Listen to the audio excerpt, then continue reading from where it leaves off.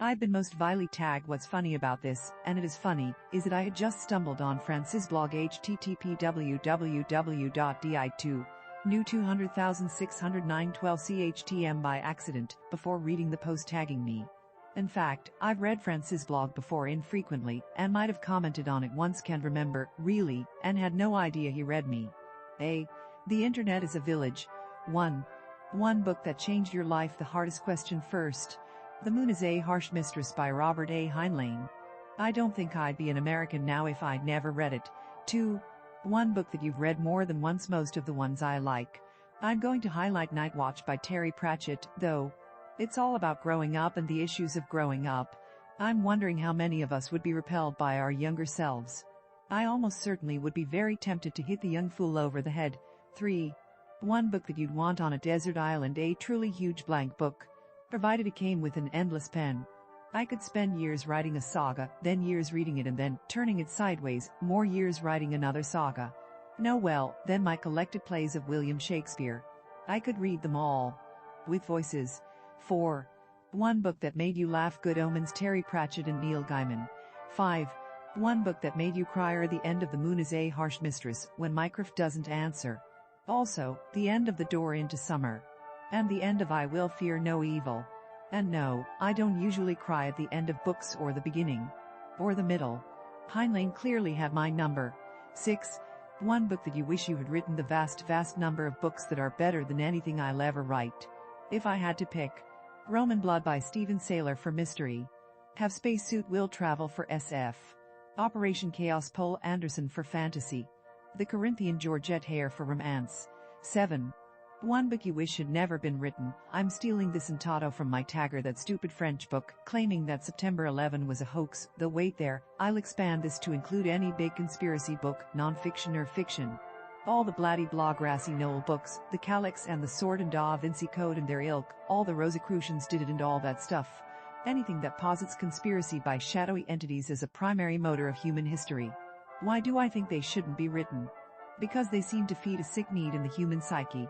And because no matter how ridiculous some fool out there will always believe them, and some worse fool might act on them. I'd like to note that Hitler was one such fool. He had a conspiracy theory the Jews did it that explained everything, and so he set out to fix the world. Heaven deliver us from these theories and the fools who believe them.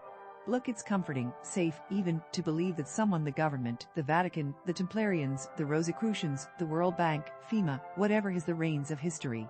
It's safe to think there's someone powerful enough to do things that turn your world upside down, and you can't do anything about it. Why is it safe? Because it's a form of infantilization. It sends you back to the nursery. It makes you not responsible for your own actions. Evil daddy government who plots 9/11 is only the reverse image of good daddy government who will look after you from cradle to grave. And they're both about as realistic as my childhood fantasy of an incarnate, if invisible angel guarding my every step. Safe but infantilizing. Infantilizing but safe. And not real. The truth of the matter is that the world is a chaotic place. Most bureaucracies are stunningly confused and incompetent, certainly more incompetent than any individual, and no conspiracy involving more than 3 people will stay secret, no matter how much money intimidation is poured into making it so. Deposit anything else is to declare yourself an infant, and will only cause me to come to your house, steal your pacifier, and your safety blankie and spank your bottom. And no, gentlemen, don't you dare post asking me to do just that.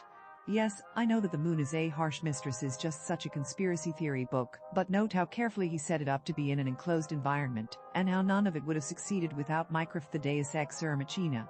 8. What book are you reading now? Rats, Bats and the Ugly, Eric Flint and Dave Freer. 9.